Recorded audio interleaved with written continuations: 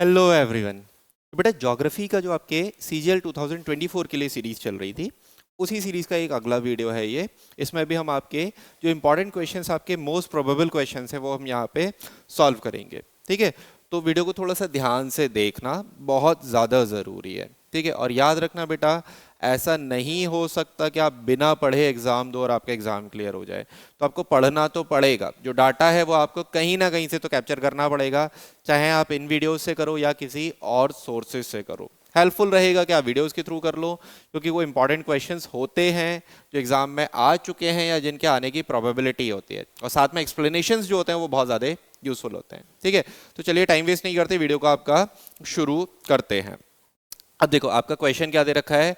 Question दे रखा है कि आपको 2019 की जो फॉरेस्ट रिपोर्ट है, उस रिपोर्ट के अकॉर्डिंग इंडिया का फॉरेस्ट कवर कितना है ना। कौन सी रिपोर्ट है आपका?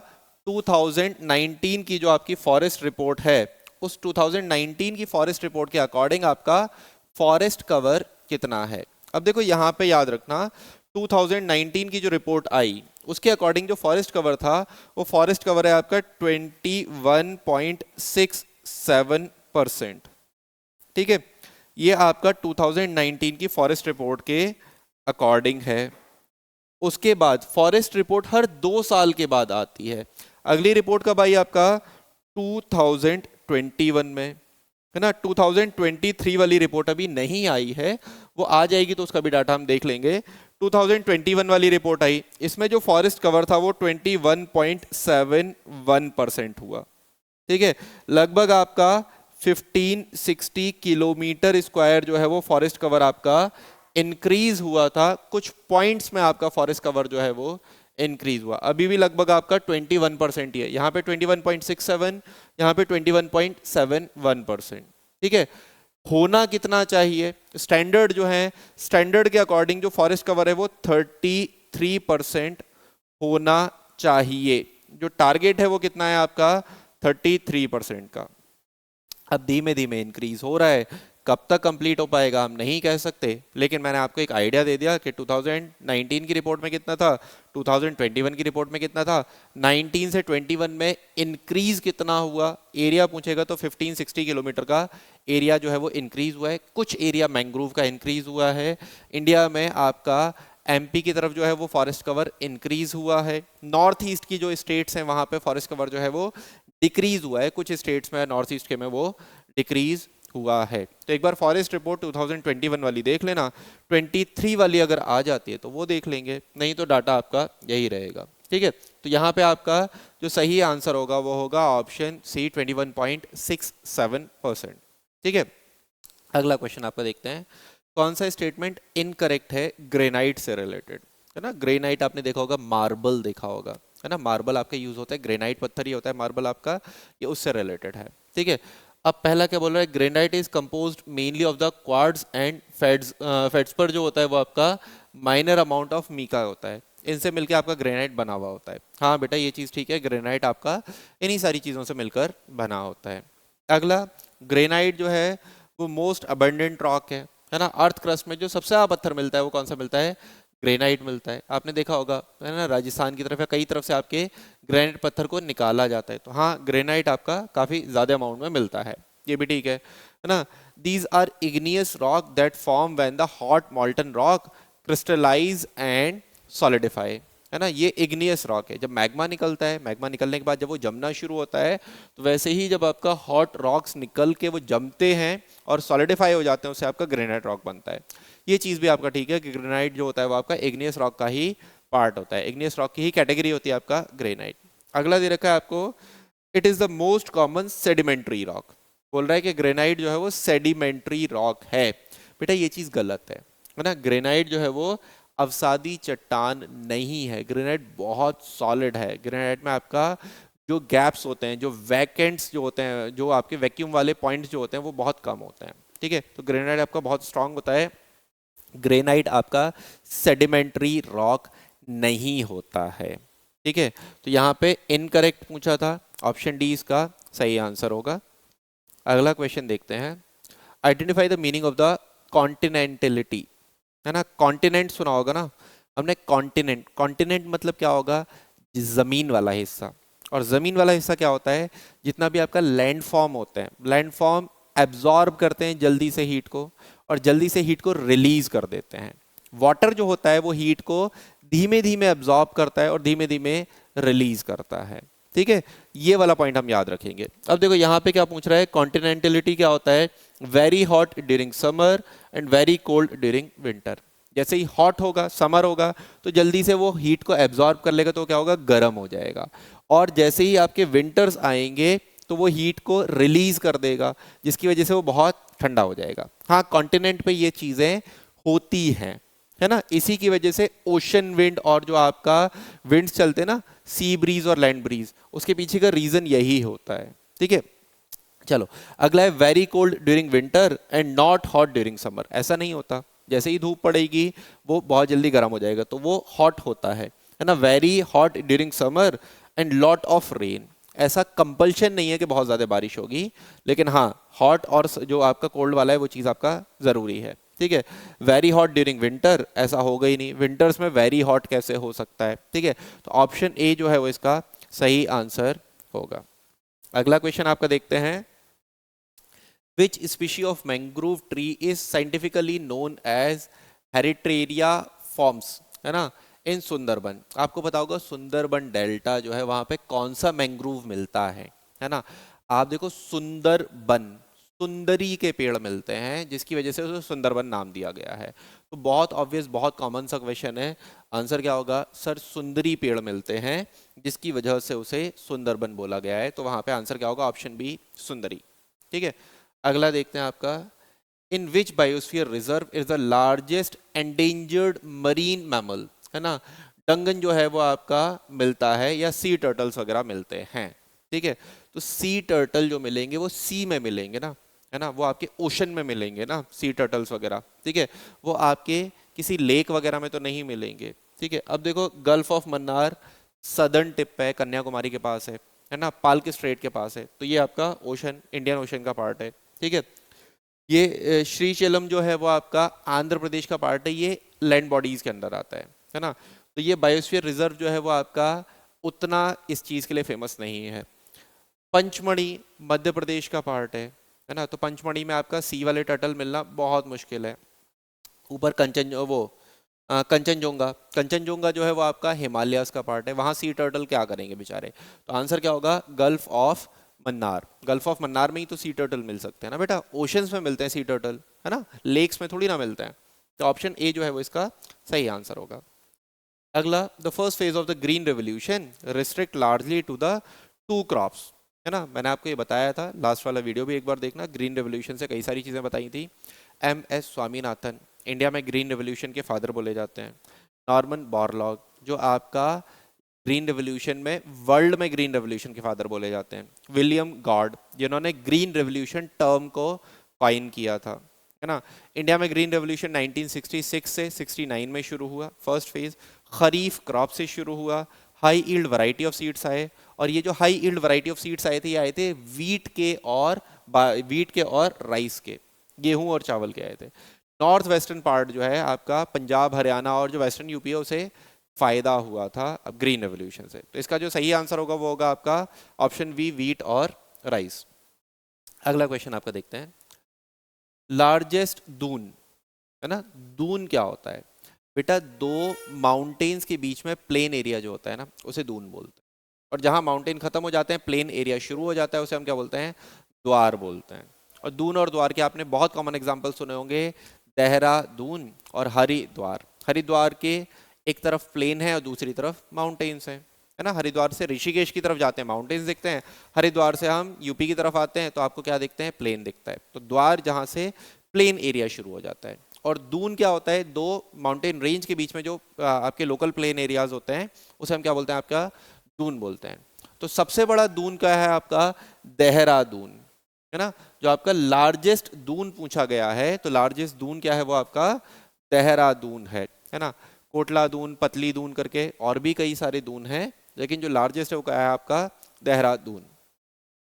अगला देखते हैं, 15th सेंसस, है ना, ये आपका कब ऑर्गेनाइज हुआ।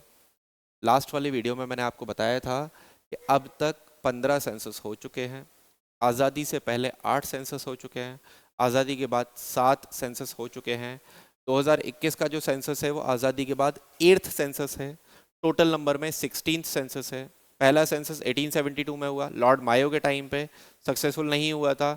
दूसरा सेंसस 1881 में हुआ, जो पहला सक्सेसफुल सेंसस था लॉर्ड रिपन के टाइम पे हुआ। ये डाटा सेंसस से रिलेटेड बार बार याद रखेंगे, ठीक है। यहाँ पे आपसे 15 सेंसस पूछा गया, कब हुआ सर? 2011 में। 2011 का जो सेंसस था, जनगणना थी, वो 15वीं जनगणना थी। 2021 में जो जनगणना होनी है वो 16वीं जनगणना है, ठीक है। तो आंसर क्या होगा? ऑप्शन डी 2011 इसका सही आंसर होगा। अगला, which of the following perennial river is 720 kilometre long, originate from Himalaya, flow through Chamba, Himachal Pradesh?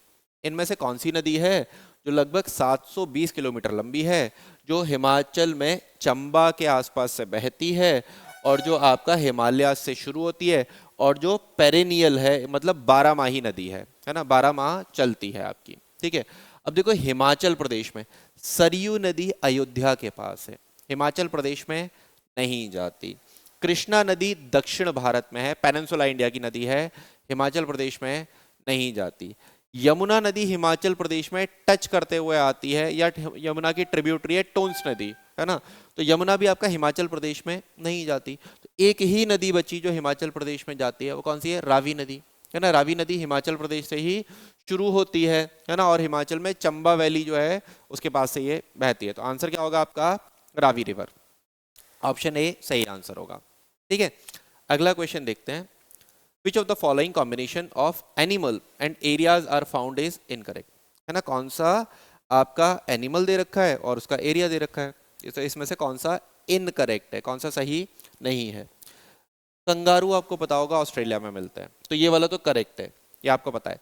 Ostrich जो है वो अफ्रीका में मिलते हैं। अफ्रीका में जो आपके ग्रासलैंड्स होते हैं उन्हें हम क्या बोलते हैं? सवाना। तो ये वाला भी ठीक है। अब ये दो तो हमें पता है कि ये दो तो आपको नहीं होंगे। अब या ओरंगटन और आपका लेमूर करके ये दे रखा है, तो बेटा ये जो ओरंगटन होता है ये आपका जो मिलता है, ये कहाँ मिलता है सर? ये मिलता है आपको जावा आइलैंड, इंडोनेशिया के आसपास मिलता है। ब्रूनई आइलैंड करके जो है, बोर्नियो जो है, वहां पे मिलता है। तो ये इंडोनेशिया वाला जो पोर्शन है, मलेशिया वाला जो पोर्शन है, उस तरफ आपका ये मिलता है। आपने देखा भी होगा ना, बहुत सारे लोग बाली घूमने जाते हैं, बाली घूमने जाते हैं ना, बाली घूमने जाते हैं तो वहां पे इनके साथ फोटो भी तो खिंचवाते हैं। ये आपको मेनली किस तरफ मिलते हैं सर? ये आपके इंडोनेशिया के आसपास मिलेंगे। तो क्या ये कैरेबियन सी में मिलेंगे? कैरेबियन सी जो कहाँ है आपका? यूएसए की तरफ है। कैरेबियन सी आपका यूएसए में है ना, नॉर्थ अमेरिका और साउथ अमेरिका के बीच में जो है आपका कैरेबियन सी है, वहीं पे कैरेबियन आइलैंड्स हैं, ठीक है। तो वहां नहीं मिलते, किधर मिलते हैं आपका? जावा की तरफ मिलते हैं या फिर इंडोनेशिया की तरफ मिलते हैं, ठीक है। तो पहला वाला जो है वो आपका गलत है, इनकरेक्ट पूछा था, तो ऑप्शन ए जो है वो इसका सही आंसर होगा, ठीक है। अगला देखते हैं। According to the traditional Indian seasons, है ना। अब इंडियन सीजन के अकॉर्डिंग पूछा है कि नवंबर दिसंबर में आपका कौन सा सीजन आता है, ठीक है। इंडिया में जो आपका ट्रेडिशनल है ना, जो आपके ट्रेडिशनल हिंदी कैलेंडर के अकॉर्डिंग जो सीजन है, 12 महीने हो, तो वो 12 महीनों को आपने 6 सीजन्स में डिवाइड किया है ना। मतलब हर महीना जो होता है वो आपका हर सीजन के 2 महीने होता है, ठीक है। 2 महीने हर सीजन में आते हैं। तो इंडियन कैलेंडर के अकॉर्डिंग आपका जो है वो टोटल 6 सीजन्स होते हैं। अगर आपसे पूछा जाए इंडियन कैलेंडर के according total number of seasons कितने होते हैं, है ना, तो according to Indian calendar we have 6 seasons. According to Indian calendar we have 6 seasons. 6 seasons होते हैं आपके इंडियन कैलेंडर के अकॉर्डिंग, ठीक है। अब देखो बरसात जो होती है, अच्छा मैं यहाँ पे उसी से शुरू कर देता हूँ। आपका सबसे जो ठंड वाला मौसम होता है ना, वो आपका आता है शिशिर करके, है ना। शिशिर करके जो आता है वो कब आता है? जनवरी और फेब में, ठीक है। शिशिर के बाद क्या आ जाता है सर? शिशिर के बाद आ जाता है वसंत, है ना। वसंत जो आ जाता है वो आपका मार्च अप्रैल में, मार्च अप्रैल में वसंत आ जाता है, ठीक है। उसके बाद क्या आ जाता है? ग्रीष्म करके आ जाता है, जो आपका मई जून में आता है। ग्रीष्म आता है आपका मई और जून के टाइम पे। उसके बाद वर्षा आ जाता है, वर्षा आ जाता है, बरसात का जो मौसम आता है वर्षा आ जाता है जो आपका जुलाई अगस्त में आ जाता है, ठीक है। वर्षा के बाद क्या आ जाता है, वर्षा के बाद आ जाता है शरद। शरद जो आ जाता है वो आपका सितंबर अक्टूबर में आ जाता है, सितंबर और अक्टूबर में आ जाता है। फिर उसके बाद नवंबर दिसंबर बचा, जिसे हम प्री विंटर बोलते हैं, जिसे हम आपका इस सीजन में क्या बोलते हैं, हेमंत करके बोलते हैं। तो हेमंत जो है वो आपका क्या आ जाता है, आपका नवंबर दिसंबर। आपसे क्या पूछा है, नवंबर दिसंबर ही पूछा है, तो हेमंत वाला। मैंने आपको 6 सीजन लिख दिए हैं।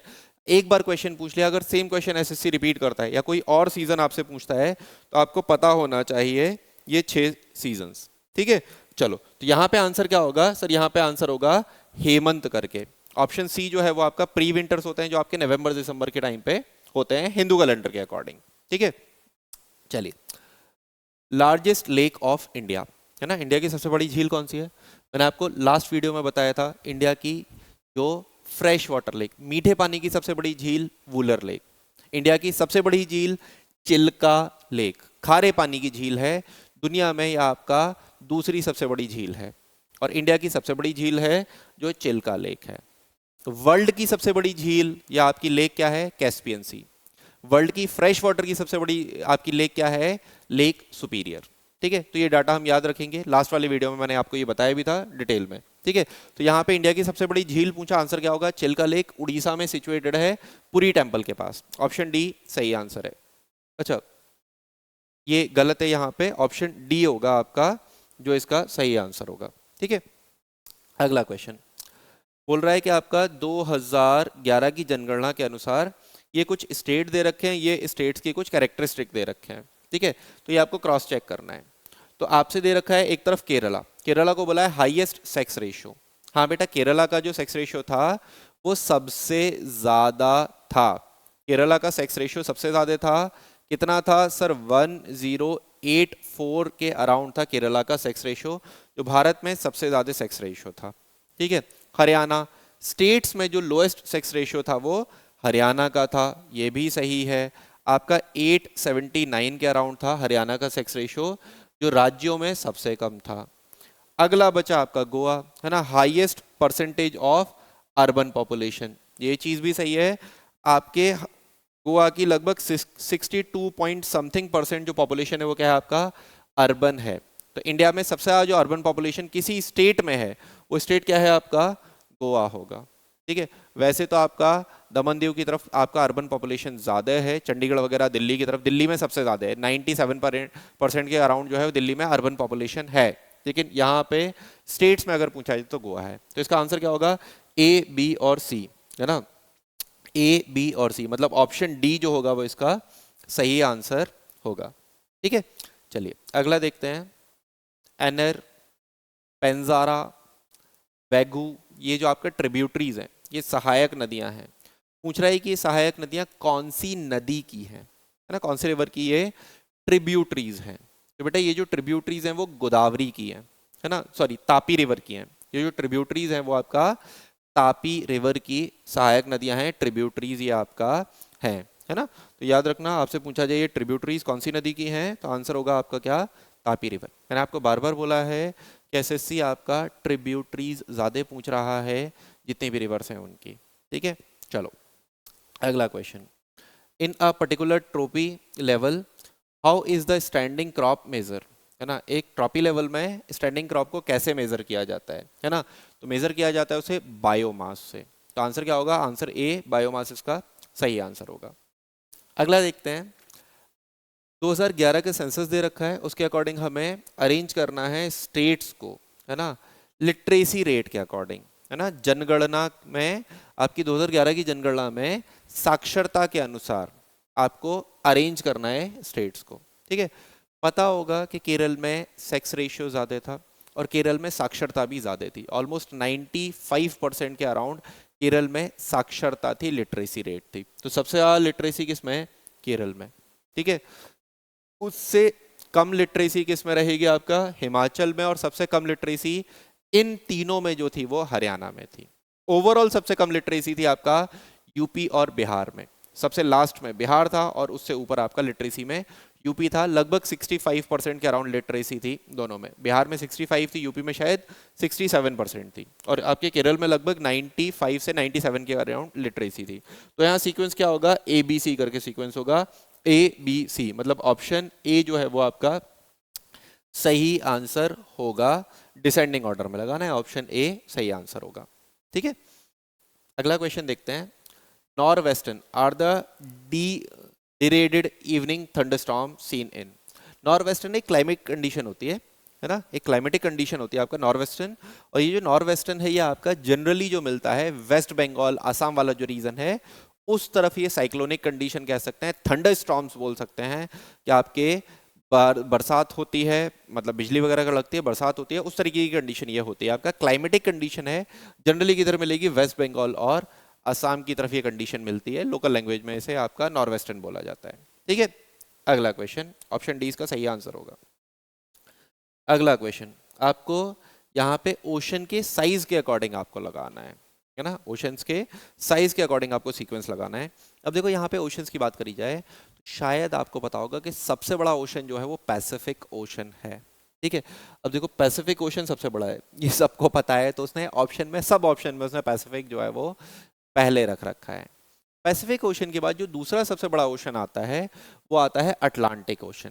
अटलांटिक ओशन आपने देखा होगा ना, अफ्रीका और अमेरिका के बीच में, अफ्रीका और साउथ अमेरिका के बीच में, यूरोप और नॉर्थ अमेरिका के बीच में है जो है वो अटलांटिक ओशन है। एस शेप का बना हुआ है, एस शेप का आपका अटलांटिक ओशन है।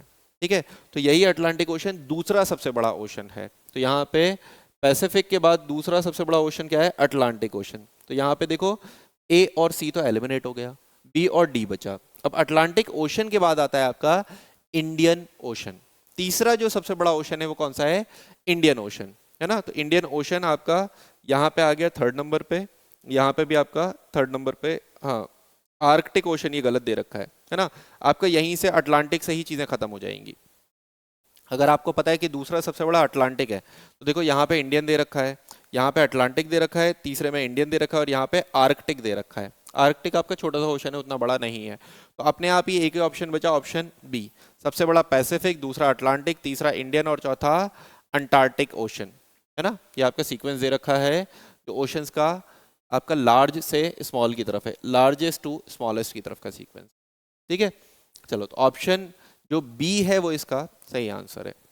ठीक है, अगला क्वेश्चन आपका देखते हैं। पूछ रहा है कि इनमें से कौन सी नदी केरल से फ्लो नहीं करती है। ठीक है, अब देखो यहाँ पे भी छोटी छोटी नदियाँ पूछी हैं, बड़ी नदी आपसे नहीं पूछी। लेकिन हाँ, ये एसएससी अपने क्वेश्चंस को रिपीट कर रहा है। मैं आपको बार बार ये चीज़ बोल रहा हूँ, एसएससी सेम शिफ्ट में भी अपने क्वेश्चंस रिपीट करता है, और एसएससी आपका नेक्स्ट ईयर में भी क्वेश्चन रिपीट करता है। एसएससी ने पेनर नदी जो है उसके बारे में पूछ रखा था, एक डैम पूछा था, एसएससी ने पूछा था कि वो कौन सी रिवर पे है ना। तो आंध्र प्रदेश में पेनर रिवर पे वो डैम था, है ना। और वही चीज़ यहाँ पे एसएससी ने पूछ लिया कि कौन सी नदी यहाँ पे जो आपका केरल से फ्लो नहीं करती। तो पेनर नदी कहाँ से फ्लो करती है सर, आंध्र प्रदेश से फ्लो करती है। हम पहले पढ़ चुके हैं एसएससी के लास्ट ईयर में, और लास्ट ईयर नहीं बेटा, सेम शिफ्ट में था आपका एसएससी सीजीएल 2023 में ये क्वेश्चन पूछा गया था। ठीक है, तो चलो, आपका पेनर नदी है आंध्र प्रदेश में, तो वो आपका केरल से नहीं होगी। ठीक है, तो एसएससी के लास्ट ईयर क्वेश्चंस लगाना बहुत ज़्यादा इंपॉर्टेंट है, क्योंकि वहाँ से एसएससी क्वेश्चंस को रिपीट करता है, या उसी डाटा को एसएससी दूसरे तरीके से पूछने की कोशिश करता है। तो ऑप्शन ए इसका सही आंसर होगा। ठीक है, अगला question, the western cyclonic disturbance originate over. अब देखो, पश्चिमी विक्षोभ बोलते हैं इसे हिंदी में, या वेस्टर्न डिस्टर्बेंस बोलते हैं।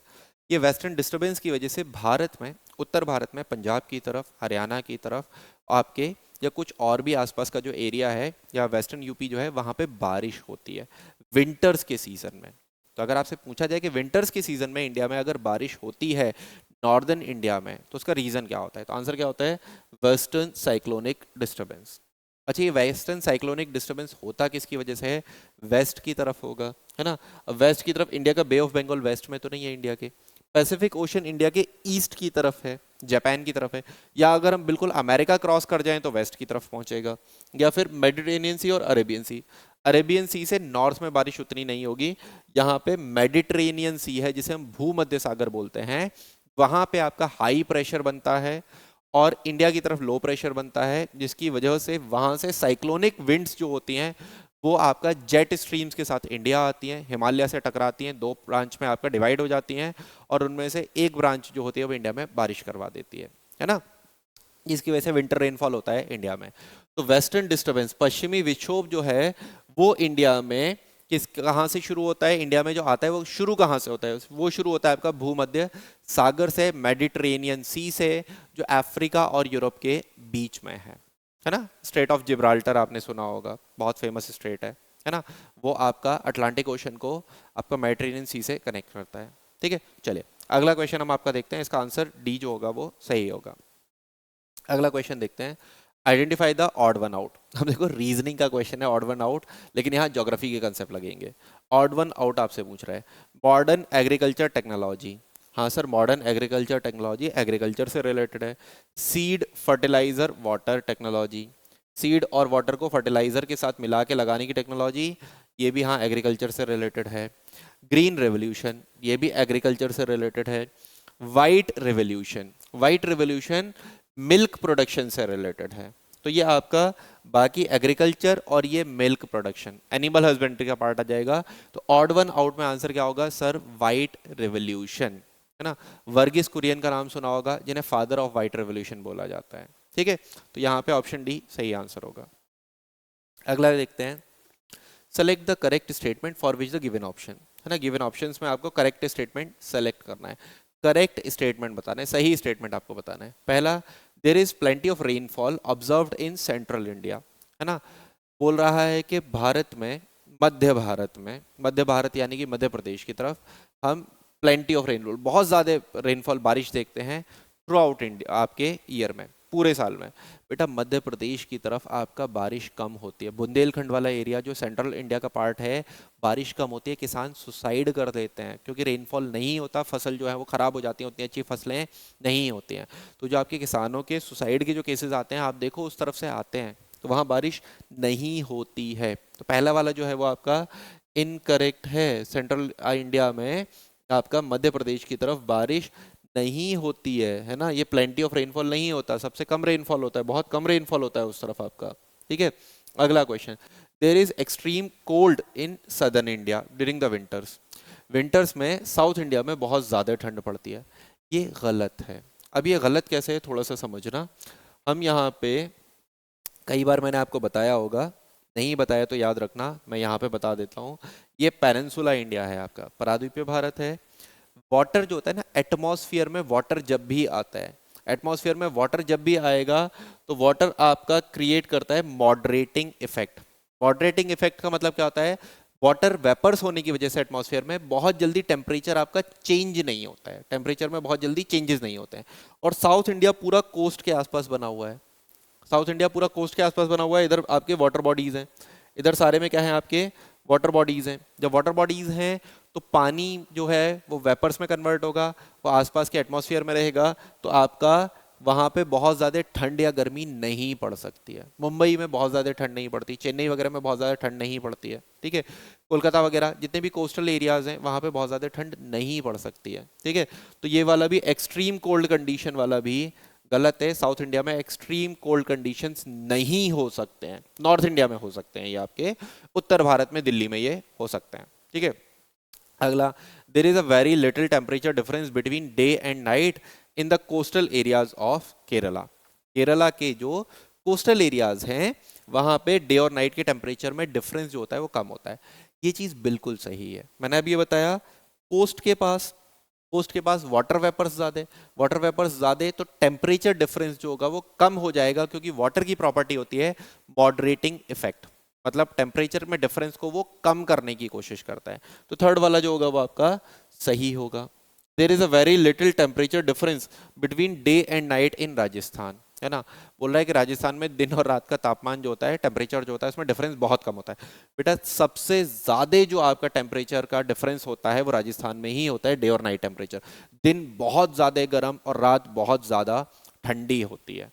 जहाँ पे भी आपका कॉन्टिनेंटलिटी आएगी, जहाँ पे कॉन्टिनेंट आएगा, लैंड फॉर्म आएगा, और लैंड फॉर्म में भी जहाँ पे आपका रेगिस्तान आएगा, डेजर्ट आएगा, डेजर्ट दिन में धूप को एब्जॉर्ब करता है तो बहुत ज़्यादा गर्म हो जाता है, और रात में वो उतनी ही जल्दी आपका हीट को रिलीज कर देता है, तो बहुत ज़्यादा ठंडा हो जाता है। तो आपका ये वाला भी पॉइंट जो है वो गलत होगा।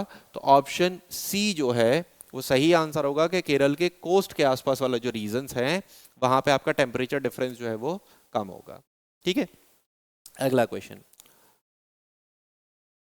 नराली पूर्णिमा है ना, नराली पूर्णिमा जो है वो आपका मॉनसून सीजन में सेलिब्रेट किया जाता है कहाँ पर, कौन से राज्य में? तो बेटा ये जो सेलिब्रेट होता है डायरेक्ट याद रखेंगे, समझाने का कुछ नहीं है। पूर्णमासी होती है, पूर्णिमा होती है आपका मानसून के टाइम पे, सेलिब्रेट होती है कहाँ पे, महाराष्ट्र में होती है ना, ये आपका सेलिब्रेट की जाती है महाराष्ट्र में। ठीक है, अगला question, what is the largest container port of India? India का लार्जेस्ट कंटेनर पोर्ट, जहाँ पे सबसे ज़्यादा कंटेनर्स आते हैं, कंटेनर्स समझ रहे हो ना, शिपमेंट आता है। ठीक है, इंडिया का ट्रेड के लिए यूज़ होने वाला जो सबसे बड़ा पोर्ट है वो बॉम्बे है ना। बॉम्बे जो आपका पोर्ट है वो सबसे बड़ा पोर्ट है आपका इंडिया में जो ट्रेड के लिए यूज़ होता है। और वो पोर्ट इतना ज़्यादा बिजी हो गया था कि उसे सपोर्ट करने के लिए हमने एक और पोर्ट बनाया उसी के पास में, जो आर्टिफिशियल पोर्ट था, जिसे हमने आपका क्या बोला, जवाहर पोर्ट बोला। जवाहरलाल नेहरू जी के नाम पे रखा, जवाहरलाल नेहरू पोर्ट या जवाहर पोर्ट, है ना, जो आर्टिफिशियल पोर्ट है। और सबसे ज़्यादा जो कंटेनर्स आते हैं वो कहाँ आते हैं, आपके जवाहर पोर्ट पर ही आते हैं। ठीक है, तो लार्जेस्ट कंटेनर पोर्ट इंडिया का क्या है, आपका जवाहर पोर्ट। कहाँ सिचुएटेड है सर? बॉम्बे में सिचुएटेड है, मुंबई के पास सिचुएटेड है, और ये एक आर्टिफिशियल पोर्ट है, जबकि बॉम्बे एक नेचुरल पोर्ट है।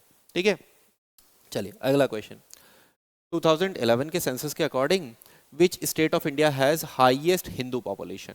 ठीक है, अब देखो अच्छा क्वेश्चन है कि आपसे पूछा है कि नॉर्मली इसमें एक और ऊपर का डाटा पूछ लिया कि हाईएस्ट हिंदू पॉपुलेशन इंडिया में कौन से स्टेट में है 2011 की जनगणना के अनुसार।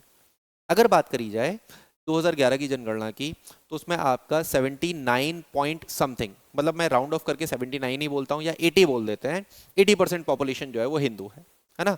लेकिन अगर स्टेट में पूछा जाए तो हिमाचल प्रदेश में ऑलमोस्ट 95% जो पॉपुलेशन है वो हिंदू है ना। तो हम लोग याद रखेंगे 95% के अराउंड पॉपुलेशन हिमाचल में हिंदू है, जो किसी भी स्टेट में हाईएस्ट परसेंटेज ऑफ पॉपुलेशन है आपका टोटल स्टेट की पॉपुलेशन के। ठीक है, तो यहाँ आंसर क्या होगा सर? जो आपका हाईएस्ट हिंदू पॉपुलेशन है परसेंटेज, है ना, यहाँ पे नंबर नहीं पूछा, परसेंटेज पूछा है, परसेंटेज ऑफ टोटल पॉपुलेशन, वो कहाँ है आपका? हिमाचल प्रदेश में, है ना। ऑप्शन ए इसका सही आंसर होगा।